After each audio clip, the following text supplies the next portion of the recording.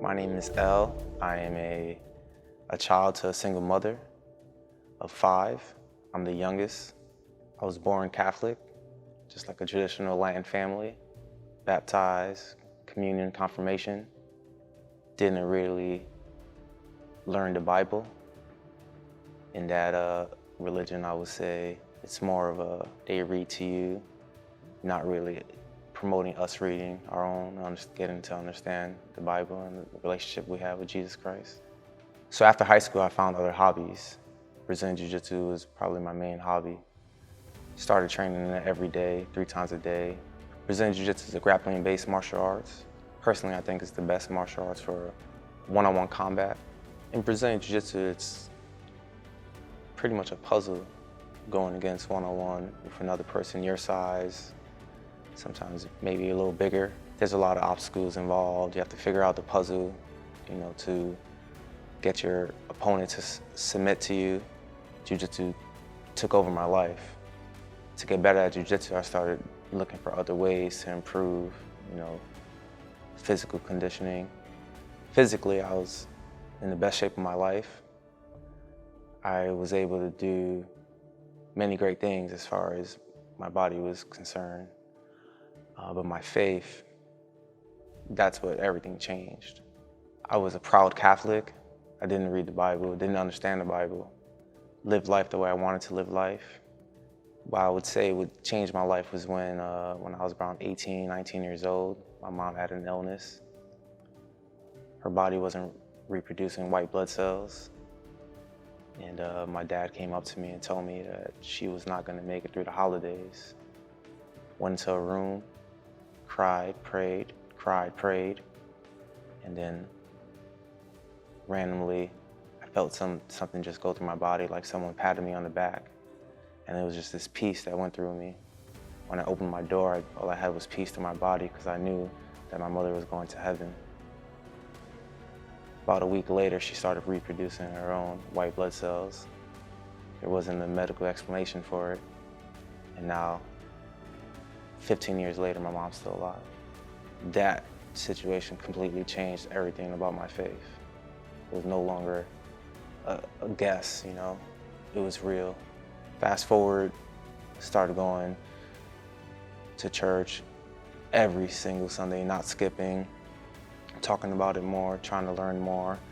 And then is when I became a forged man. I met Pete, Dr. Pete, a couple other guys at our gym, and that completely changed my life. Our head coach opened up his own CrossFit gym.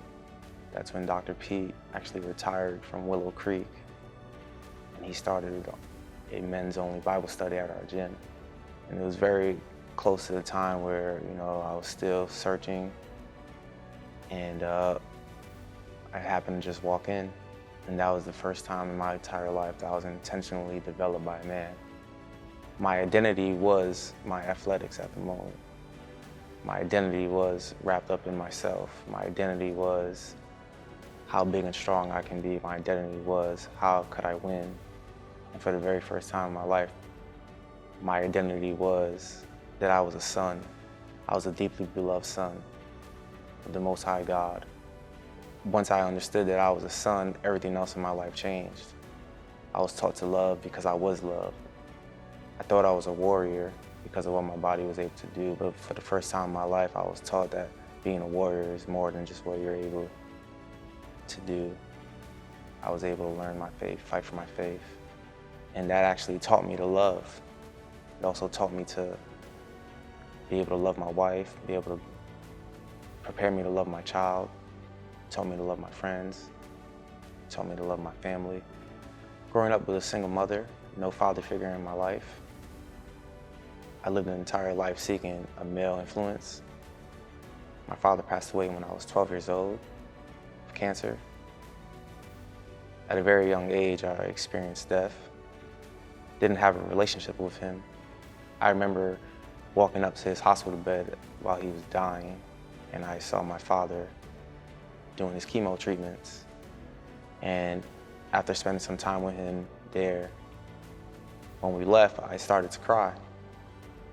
And my mother and my older brother who was there with me at the time, they thought I was crying because I saw my father in his deathbed. But I wasn't crying because my father was dying. I understood at a very young age that death happens to everyone.